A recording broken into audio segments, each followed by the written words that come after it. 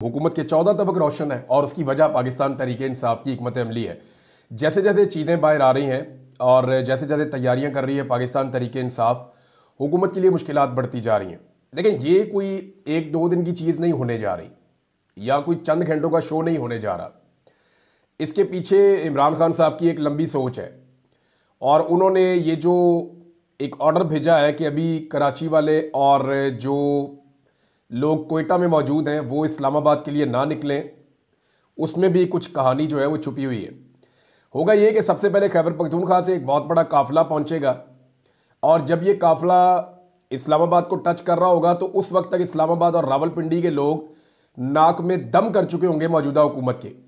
पंजाब के अंदर जगह जगह आपको छापे, गिरफ्तारियां और ये मनाजिर आपको नजर आएंगे, लेकिन मैक्सिमम गिरफ्तारियां भी कर ले तो चंद 100 लोगों से ज़्यादा गिरफ्तार नहीं किए जा सकते।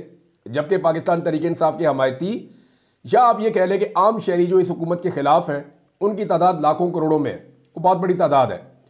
इमरान खान साहब एक मोमेंटम बनाएंगे, जैसे ही खैबर पख्तूनख्वा के लोग पहुंचेंगे इस्लामाबाद में, रावलपिंडी इस्लामाबाद के लोग उनके साथ मिलेंगे तो ये एक बहुत बड़ा एक हुजूम बन जाएगा और ये लोग बढ़ेंगे इस्लामाबाद की जानिब और इस्लामाबाद में ये अपने मुतालबात के लिए स्टे करेंगे। ये वहाँ रुकेंगे जब तक इनके मुतालबात नहीं माने जाते। उस वक्त पाकिस्तान तहरीक इंसाफ अनाउंस करेगी कि कराची के अंदर फौरी तौर पे निकलें और वहाँ के लोग वहाँ एहतजाज कर दें। मोमेंटम बना होगा, कराची में एहतजाज शुरू हो जाएगा, कोयटा के अंदर एहतजाज शुरू हो जाएगा, लाहौर के अंदर एहतजाज शुरू हो जाएगा और आहिस्ता आहिस्ता पाकिस्तान तहरीक इंसाफ की जो हिकमत अमली सामने आ रही है वो ये है कि पाकिस्तान तहरीक इंसाफ मौजूदा हुकूमत को और निज़ाम को पूरी तरह मफलूज करने का इरादा रखती है। लेकिन डिपेंड करता है कि पाकिस्तान तहरीक इंसाफ आम आदमी को कितना इफेक्टिवली इसके अंदर एंगेज कर सकती है। देखिए, तहरीक इंसाफ के अपने कारकुन हैं, जो पक्के लोग हैं, उनके जो वर्कर्स हैं, उनकी तादाद भी अब बहुत ज़्यादा है, बाकी सारी पॉलिटिकल पार्टी से ज़्यादा है। तो ये तो मुमकिन है कि उनके अपने लोग आए, लेकिन उनके अपने लोग आएंगे तो वो इंप्रेशन भी नहीं बनेगा। और अगर सिर्फ पाकिस्तान तहरीक इंसाफ के लोग वहाँ पर जमा होंगे तो हमने माजी में देखा है वो बहुत बड़े बड़े जलसे ज़रूर करते हैं, लेकिन जब तक कि आम आदमी इसके अंदर शामिल नहीं हो जाएगा तब तक ये वो वाली तहरीक नहीं बनेगी जो इमरान खान साहब जेल में बैठकर सोच रहे हैं। अब ये सबसे बड़ा सवाल है कि आम आदमी जो नाको नाक तंग आया हुआ है, जो बहुत परेशान है, जिसको रोज़ाना एक बुरी खबर मिलती है सुनने के लिए, रोज़ाना एक छोटा सा हार्ट अटैक आता है, रोज़ाना एक तकलीफ होती है, वो आम आदमी किस तरह बाहर निकलेगा, कैसे मोटिवेट होगा और कैसे इस एहतजाज का हिस्सा बनेगा। अली अमीन गंडापुर खैबर पख्तूनख्वा से काफिले को लीड करेंगे और जो सूबाई जितने भी लीडर्स हैं वो अपने अपने सूबों को लीड करेंगे। जितने हलके मौजूद हैं इस्लामाबाद के आसपास और पंजाब में स्पेशली खैबर पख्तूनख्वा में, तमाम MNAs और MPAs अपने अपने हलकों को लीड करेंगे और अगर अवाम निकल आई तो ये कहानी फिर ख़त्म। देखें, ये जो लड़ाई है ये गुज़िश्ता 2.5 साल से हम देख रहे हैं। 2.5 साल से इस लड़ाई में इमरान खान का पलड़ा एक तरफ भारी है, अवाम उनके साथ खड़ी है, जो इलेक्शन होता है वो जीत जाते हैं, तो ताकत उनके साथ है अवाम की। लेकिन दूसरी जानिब एस्टेब्लिशमेंट और माफिया ये इकट्ठे हो चुके हैं और ये इकट्ठे होकर निज़ाम के ज़रिए से चीज़ें अपने कंट्रोल में रखने की कोशिश कर रहे हैं। मिसाल के तौर पे आपने आईनी तरामीम देख ली थोड़े दिन पहले, मिसाल के तौर पे आपने कानून साजियाँ चेक कर ली थोड़े दिन पहले, मिसाल के तौर पे जो सुप्रीम कोर्ट के साथ किया वो भी आपके सामने है। जैसे फॉर्म 45 की जगह फॉर्म 47 के ऊपर इन्होंने जाली फॉर्म लेकर इन्होंने हुकूमत बनाई, वो आपके सामने है। जो फस्तायत इन्होंने इस्तेमाल की वो आपके सामने। तो ये सारी चीज़ें आप देखते हैं तो वो निज़ाम को इस्तेमाल कर रहे हैं बतौर हथियार कि किसी तरह निज़ाम उनके लिए काम करता रहे। 2-3 दफ़ा ऐसा मौका आया कि निज़ाम बहुत बुरी तरह थक गया था, लेकिन तहरीक इंसाफ उससे फ़ायदा नहीं उठा सकी। ये इमरान खान साहब की फाइनल कॉल है और इसमें वो अपने तमाम हरबे जो है वो उनको इस्तेमाल करेंगे। वो जो एक प्लानिंग थी जो होने जा रही थी गुज़िश्ता महीने, वो अब ज़्यादा तेज़ी से होगी और ये वो वक्त है जब हुकूमत के ऊपर बैरूनी दबाव भी बहुत बढ़ चुका है। अमेरिका में बहुत बड़े मुजाहरे होने वाले हैं आने वाले दिनों में, यूरोप में लगातार हो रहे हैं। आज बरतानिया के एक और शहर के अंदर पाकिस्तानियों ने मुजाहरा किया है, 10 डाउनिंग स्ट्रीट पे बहुत बड़ा मुजाहरा रख लिया है पाकिस्तानियों ने। 24 तारीख को, इससे पहले भी उन्होंने एक अच्छा तगड़ा मुजाहरा किया था। तो ओवरसीज पाकिस्तानी दर्द सर बने हुए हैं मुस्लिम लीग नून के लिए ख़ास तौर पर। लेकिन ये इशू छोटा नहीं है। अब आप ये बताएं ना कि अभी तो ये पाकिस्तान के अंदर बहुत बड़ी बड़ी सिक्योरिटीज़ लेकर घूमते हैं, आगे पीछे इनके बंदे होते हैं क्योंकि इनके पास हुकूमतें हैं। पंजाब में भी हुकूमत है, सिंध में भी हुकूमत है, बलूचिस्तान में हुकूमत छीन कर बनाई हुई है, वफाक में हुकूमत बनाई हुई है। तो एयरपोर्ट्स इनके कंट्रोल में, ये वहाँ जाते हैं और जाकर अपने साथ 20-20, 30-30, 40-40 हटो बच्चों की सभी सिक्योरिटी होती है, किसी को ये करीब नहीं आने देते। लेकिन आप फर्ज कीजिए कि जब वो वक्त आ गया कि इनके फैमिली के लोग या ये लोग खुद जहाज़ों में सफ़र कैसे करेंगे, ये एयरपोर्ट्स के ऊपर कैसे जाएंगे, ये लोगों को फेस कैसे करेंगे, इनका सारा का सारा सर्वाइवल इक़्तिदार में है, या दूसरा रास्ता इनके पास एक ही बचता है, ये उन मुल्कों में चले जाएं इक़्तिदार छूटने के बाद, स्टेट अवे ये प्राइवेट जेट्स लेकर उन मुल्कों में चले जाएं जहां पे डिक्टेटरशिप है, जैसे कि सऊदी अरब, जैसे कि यूएई, जैसे और कोई गल्फ के ममालिक हैं जहां पे आज़ादी इजहार राय नहीं है, जहां पे जमहूरियत नहीं है, जहां पे इलेक्शन वगैरह नहीं होते। चाइना चले जाएं, चाइना में भी इनको प्रोटेक्शन मिल जाएगी शायद। तो इनको ऐसे मुल्कों में जाना पड़ेगा जहां पे जमहूरियत नहीं है, जहां पे लोग आपकी वीडियो ना बनाएं, जहां पे लोग आपसे सवालात ना पूछें, जहां लोग आपके खिलाफ एहतजाज ना करें, जहां लोग आपको चोर ना कहें, जहां लोग आपको जो है वो दूसरे नामों से ना बुलाएं। तो ऐसी जगह पे आपको जाना पड़ेगा, अदरवाइज इनके लिए मुश्किल हो जाएगा। अच्छा, अब MNAs और MPAs ने जो है वो माहौल बनाना और बंदे निकालने हैं, लेकिन मामला जो है वो आम आदमी का है और वही असल मामला है। नजम सेठी एक बड़ी अजीब खबर लेकर आए, मैं आपके सामने रखना चाहता हूं। नजम सेठी ने यह बात की है कि इमरान खान को ऐसा हो सकता है कि उन्हें बगैर उनसे पूछे उनको जहाज में चढ़ा दिया जाए और उन्हें पाकिस्तान से बाहर भेज दिया जाए, जैसे ज़बरदस्ती होती है। और इमरान खान कोई सऊदी अरब जैसे मुल्क में चले जाए और चुप करके बैठ जाए, जैसे नवाज शरीफ चुप करके बैठे थे। तो ये इससे दो चीज़ें मैं आपको इस पर कहना चाहता हूँ। एक तो इससे ये साबित हो रहा है क्योंकि नजम सेठी नवाज शरीफ के, शहबाज शरीफ के बहुत करीब हैं और ये हुकूमत जो है वो उनको बहुत पसंद करती है और वो हुकूमत को पसंद करते हैं, और इस वक्त इस्टेब्लिशमेंट के साथ इनकी यारी है सबकी। तो इसका मतलब ये है कि निज़ाम इमरान खान का बोझ नहीं उठा पा रहा, इमरान खान के बोझ के नीचे दब रहा है। अब निज़ाम के अंदर ये ख्वाहिश पैदा हो गई है कि किसी तरह ये बंदा भाई कुछ तो मान ले, बाहर चले जाए पाकिस्तान से, हमारी जान छूट जाए किसी तरह। लेकिन इमरान खान साहब मान नहीं रहे। अब ये ख्वाहिश है जिसको खबर बनाया गया है। जो मेरे पास इस बारे में मैंने 2-3 लोगों से बात की, वो बड़ा क्लियरली उनकी फैमिली के लोग कहते हैं इमरान खान की कि अगर ये इमरान खान को ज़बरदस्ती किसी मुल्क में भेजेंगे तो पहला सवाल ये है कि क्या इमरान खान उस मुल्क को किसी जुर्म में मतलूब है।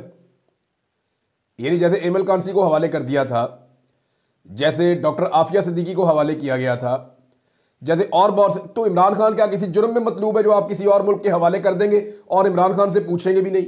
नंबर 1। नंबर 2, किस कानून के तहत वो मुल्क इमरान खान को ले जाएगा इमरान खान की मर्जी के बगैर? नवाज शरीफ साहब तो बगले बजाते हुए, खुशियां मनाते हुए, बहुत सारे बैग बक्से उनके अंदर अपना कीमती सामान भर के लेकर गए थे, साथ ट्रक भर के लेकर गए थे जब ये जद्दा गए थे। लेकिन अब अगर आप इमरान खान की बात करें तो इमरान खान को जिस दिन ये बाहर उतारेंगे ना किसी एयरपोर्ट पे, अगली फ्लाइट से इमरान खान ने वापस आना है और इनको दोबारा इमरान खान को या तो गिरफ्तार करना पड़ेगा या मुसीबत बन जाएगी इनके लिए पाकिस्तान में। तो ये एक ख्वाहिश और एक मजबूरी, इससे पता चलता है कि इस वक्त ये लोग कितने तंग हैं इमरान खान साहब से। सोहेल बड़ाज साहब ने एक दिन पहले एक खबर दी थी, मैं तो हैरान होता हूं कि एक दिन आदमी कोई बात करता है, दूसरे दिन कोई बात करता है। उन्होंने कहा जी जनरल आसिम मुनीर जो है वो बिल्कुल भी सियासत में दिलचस्पी नहीं रखते और अपने आप को सियासत में नहीं लाना चाहते, इसलिए वो सहाफ़ियों से भी मुलाकातें नहीं करते। क्योंकि सोहेल बड़ाज साहब की मुलाकात नहीं हो रही होगी तो उन्होंने ये खबर दी। अब आज वो खबर क्या दे रहे हैं, वो खबर दे रहे हैं और बिल्कुल ही इसके बरक्स है। वो ये कह रहे हैं कि एस्टेब्लिशमेंट कोई नई पार्टी बनाना चाहती है कि किंग पार्टी को बनाई जाए, किंग्स पार्टी, और ये इस वक्त नागुज़ीर है और ये एस्टेब्लिशमेंट को बनानी पड़ेगी मसाइल के हल के लिए। बात यह है कि या तो आप कहें कि फौज सियासत में यकीन नहीं रखती, आर्मी चीफ बिल्कुल न्यूट्रल है, तो या फिर आप कहें कि भाई वो न्यूट्रल नहीं है, वो सियासत में यकीन भी रखते हैं और सियासत करना भी चाहते हैं और नई सियासी जमात बनाना भी चाहते हैं। तो ये दोनों बातें अगर एक आधे साल के वक्फे से कर लेते तो खैर थी, लेकिन ये दोनों बातें उन्होंने विद इन 2 डेज कर दी सोहेल बड़ाइच साहब ने। तो ये बता रहा है कि हुकूमत के कैंप के जो सहाफ़ी हैं वो भी बुखलाहट का और परेशानी का शिकार है कि कैसे इस अफरियत से अब निमटना है। मरियम नवाज ने कहा पाकिस्तान तहरीक-ए-इंसाफ ने कानून हाथ में लिया तो गिरफ्तारियां तो होंगी। अब मामला ये है कि कानून हाथ में लिए बेशुमार लोगों की गिरफ्तारियां हुई हैं। यहां गिरफ्तारी के लिए किसी को क्या कानून में हाथ लेना जरूरी है पाकिस्तान में? वैसे हाथ में लेने से याद आया कि जिस तरह जूता इन्होंने अपने हाथ में लिया ना और दूसरे हाथ में ब्रश लिया है, उसका भी कोई आलमी रिकॉर्ड ही लगा दिया इन्होंने, तबाही फेर दी है इस खानदान ने। अब किसानों के ऊपर टैक्स लगाने की तैयारी है। मैं आपको एक खबर देने वाला हूं, देखें कुछ चीजें आप अपने ज़हन में रखें। किसानों का जो इस्तेहसाल इस हुकूमत ने किया, ख़ास तौर पे जो मरीम नवाज ने किसानों के साथ किया, उसकी तारीख में कोई मिसाल नहीं है। आज जो खादें हैं वो तारीख की महंगी तरीन खादें आज मिल रही हैं। जो अद्वियात हैं, ज़रूरी अद्वियात, वो भी आज महंगी तरीन है। बीज सबसे महंगे अब खरीद रहा है किसान। डीजल बहुत महंगा हो चुका है, 260 रुपये से ऊपर जा रहा है। एनर्जी यानी बिजली वगैरह जो ट्यूबवेल चलते हैं वो भी इंतहाई महंगी है। और ट्रांसपोर्टेशन भी बहुत महंगी हो गई है। अगर किसी ने कोई फसल तैयार कर ली है तो उसको मंडी तक ले जाने के लिए उसके जितने अखराजात हो जाते हैं वही पूरे नहीं होते। और जो फी एकड़ पैदावार हुई है किसान को, उसके ऊपर जो उसने कमाया है वो पहले बेचारा खसारे में गया है। चावल के किसान भी रो रहे हैं, गंदम के किसान भी रो रहे हैं, और अभी आगे आलू लगने लगा है तो वो किसान जो है उनके साथ क्या होगा पंजाब में, हम पहले ही इमेजिन कर सकते हैं। लेकिन अब किसानों को मजीद तबाह करने के लिए इन्होंने एक फैसला किया है, और ये IMF के कहने के ऊपर किया है। ये जो टेक्सटाइल के ऊपर और ज़राअत के ऊपर जो टैक्स छूट थी वो तो ख़त्म कर रहे हैं, लाइफ स्टॉक और ज़राअत के ऊपर बड़े बड़े टैक्सेस अब इन्होंने लगाने का फैसला कर लिया है। अब होगा ये कि अगर कोई भी आदमी किसान टैक्स जमा नहीं करवाएगा तो उसको भारी जुर्माने भी ये कर देंगे। यानी चाहे उसकी फसल नुकसान में बिके, चाहे उसकी फसल फायदे में बिके। यानी अगर ज़मीन का आप पट्टा साथ शामिल करें, ज़मीन का किराया आप साथ शामिल करें, तो कोई भी किसान फायदे में नहीं जाता, जो अदाद-ओ-शुमार इस सीज़न में निकले हैं। अब फैसला इन्होंने ये किया है कि 12 लाख से कम ज़रूरी आमदन वाले ज़रूरी टैक्स नादहिंदा को 10,000 रुपये जुर्माना भी होगा। और बिल के मुताबिक ज़रूरी ज़मीन पर इनकम टैक्स की छूट ख़त्म कर दी जाएगी, जबकि लाइफ स्टॉक पर भी टैक्स में ज़रूरी टैक्स शुमार किया जाएगा। और इसके बाद जनाब 4 करोड़ से कम ज़रूरी आमदनी वाले ज़रूरी टैक्स नादहिंदगान को 25,000 और 4 करोड़ से ज़्यादा ज़रूरी आमदनी वाले ज़रूरी टैक्स नादहिंदगान को 50,000 रुपये जुर्माना किया जाएगा। बिल के मतन में कहा गया है कि 12 लाख से 4 करोड़ रुपए तक की आमदनी वाले किसान पर टैक्स ना देने पर 20,000 रुपये जुर्माना आयद किया जाएगा। अच्छा, ये तो जुर्माने हैं। इसके अलावा जो टैक्सेस लगाए ना वो भी बड़े हैवी टैक्सेस लगा दिए हैं, और किसानों के ऊपर इस तरह के टैक्सेस लगा दिए हैं कि वो बेचारे अपनी फसल बेच के बड़ी मुश्किल से अपना हैंड टू माउथ करते थे। अब अगर किसान ने अपनी फसल उगा ली है और वो फसल उगा के अपने घर ले गया गंदम, तो उसका भी तखमीना लगा के ये उससे टैक्स मांगेंगे कि जनाब आपने इतने की फसल लगाई है। सवाल ये पैदा होता है कि इसकी असेसमेंट कौन करेगा? इसकी असेसमेंट तो सरकारी लोग करेंगे। तो ये जो सरकारी महकमे इसकी असेसमेंट करेंगे, वो महकमे उनके लिए खाबे खुल गए। अब किसानों का इन्होंने जीना आराम कर देना, इनके रिश्वत के नए दरवाजे खोल दिए गए।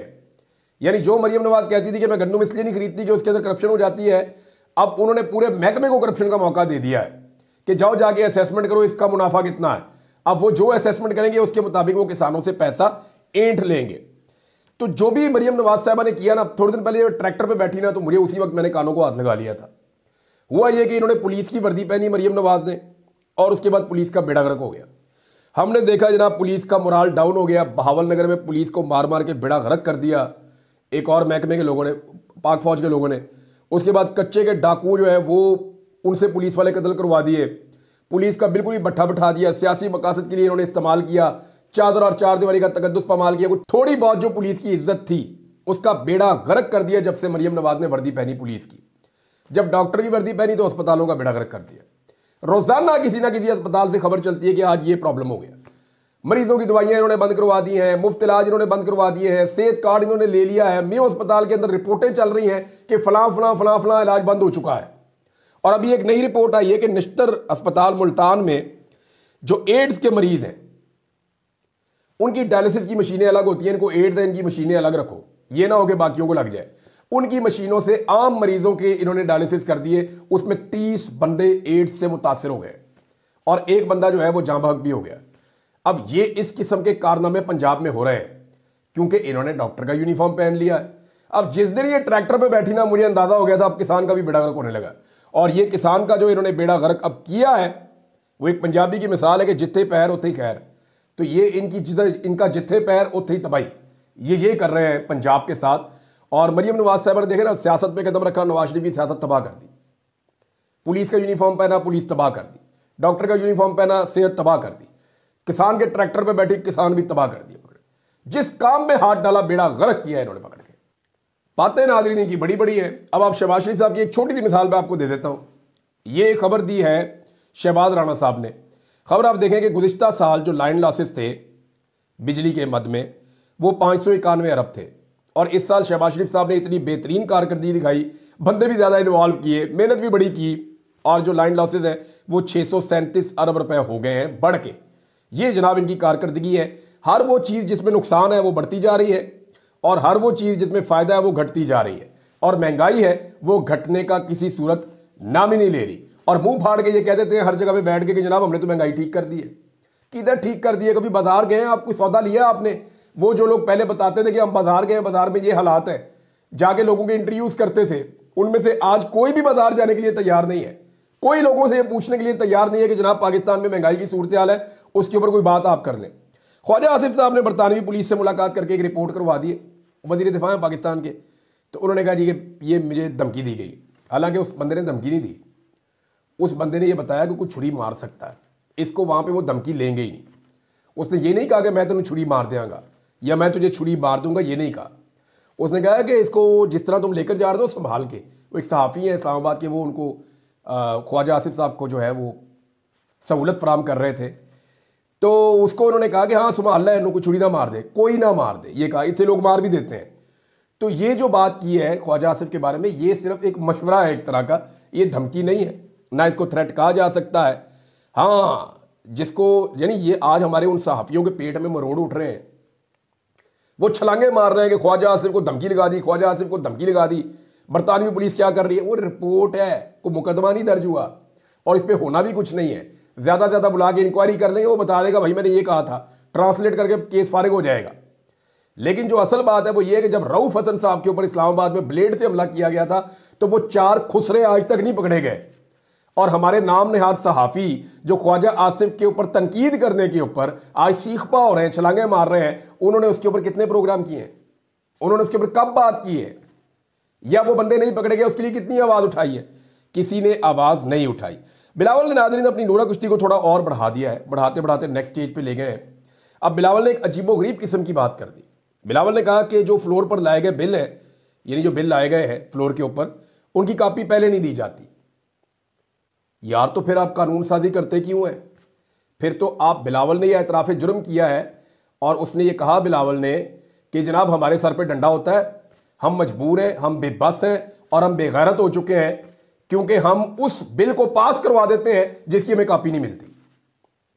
यानी फिर अगर आपको कॉपी नहीं मिलती तो बिल पास कैसे होता है? नून लीग के पास तो अक्सरियत ही नहीं है। तो बिलावल साहब, जब तक आपके बंदे वोट नहीं ना डालेंगे बिल पास ही नहीं हो सकता। अगर तो बिल पास हो रहे हैं बगैर कॉपी देखे तो फिटे मुंह ताड़ी सियासत के ऊपर। यानी जो बेनजीर भुट्टो साहब ने सियासत में इज्जत कमाई थी वो आपने रोल के टके टोकरी कर दी है। और साबित क्या करना चाह रहे हैं? ट्रंप से हमारे पुराने ताल्लुकात है वो निकाल लिए पकड़ के कि जी मैं ट्रंप के बेटी को जानता हूं, उसके दामाद को जानता हूं। भाई ये बताओ वो भी तुम्हें जानते हैं या नहीं जानते? मेरे अब्बू ट्रंप को जानते हैं, भाई ये बताओ वो जानता है या नहीं जानता ट्रंप? क्योंकि मुशाहिद हुसैन सैयद तो कहते हैं ट्रंप पाकिस्तान में एक ही आदमी को जानता है जिसका नाम इमरान खान है। नादरीन, एक और खबर है वो मैं आपके साथ जाते जाते बल्कि अगले वीलॉग में शेयर करूंगा। खबर इंपॉर्टेंट है, उसके ऊपर तफसील से बात करेंगे। इमरान खान साहब का एक केस है, उसमें एक खांचा पकड़ा है 2 बड़े आला सहाफ़ियों ने, वो मैं आपके साथ शेयर करूंगा। लेकिन अब तक के लिए इतने, अपना ख्याल रखिएगा, अपने इस चैनल का भी। अल्लाह हाफिज़।